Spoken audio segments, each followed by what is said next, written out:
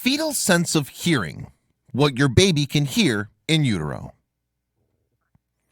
It's only natural that as you get used to the idea of the baby growing inside you, you might start talking to her, crooning lullabies and encouraging your spouse to chat with your belly. It's not all in vain. Beginning in the second trimester of pregnancy, your baby can detect sounds from outside your body. The voices, tunes, and noises she hears in utero do, in fact, help her to get used to the environment she'll enter at birth.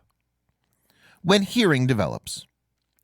Around week 6 of pregnancy, even though your little embryo is still smaller than a pea, the cells inside her developing head are already beginning to arrange themselves into unique tissues that will eventually be her brain, face, eyes, ears, and nose.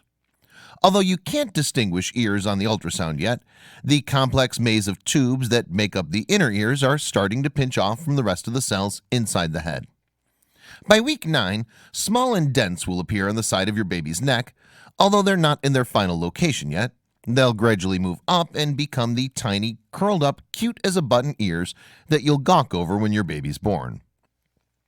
Throughout your first and second trimester, your baby's ears continue to develop. The inner ear connects with neurons in the brain responsible for processing sounds, and the minuscule bones of the middle ear, which sense the vibration of sound waves, form. Around week 16 of pregnancy, it's likely that these structures are well established enough for your baby to start detecting some limited noises. Some of these are sounds that you might not even notice yourself: the gurgle of your stomach and whoosh of air in and out of your lungs. Over the next few weeks, though, your baby will hear more and more of the outside world. By week 24, babies have been shown to turn their heads in response to voices and noises. What does it sound like in there? Sounds travel best through open space. You can hear someone yelling more easily in an open field than when your head is underwater in a pool, for instance. And your baby isn't exposed to open air when she's still growing inside you. There's amniotic fluid surrounding her, plus all the layers of your body and their amniotic sac between her and the world. So even when her ears are fully developed, the sounds she hears in utero are muffled. Try this for fun. Really. Put your hand over your mouth. Have your partner do the same. Then carry on a conversation. And that's what voices sound like to your baby in the womb. You'll notice that although you can make out the tones and pitches of a sentence, you might not be able to understand some words. Similarly, try singing a song with your mouth covered and you'll hear the tune comes out loud and clear, but not the lyrics. The louder a sound, of course, the more likely a baby can hear it. A barking dog, honking horn, or wailing siren is going to sound more distinct than quiet background music. But that's not necessarily a bad thing. The sounds your cutie gets used to in utero will be less likely to startle her after she's born. Mother's voice is clearest. When you're pregnant, the clearest noise your baby will be able to make out is yours. While most sound is transmitted through the air, and then through your uterus when you speak, the sound of your voice reverberates through your bones and the rest of your body, amplifying it.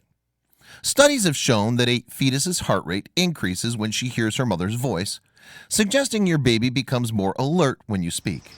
So reading out loud, carrying on conversations, and singing the songs you'll be repeating to your baby over the coming years will help her to get to know your voice. But don't despair, Dad. Babies also learn to recognize other voices, including yours, and sounds that they hear often in utero. Researchers have discovered that newborns react differently to words and sounds that were repeated daily throughout the third trimester compared to those they never heard during pregnancy.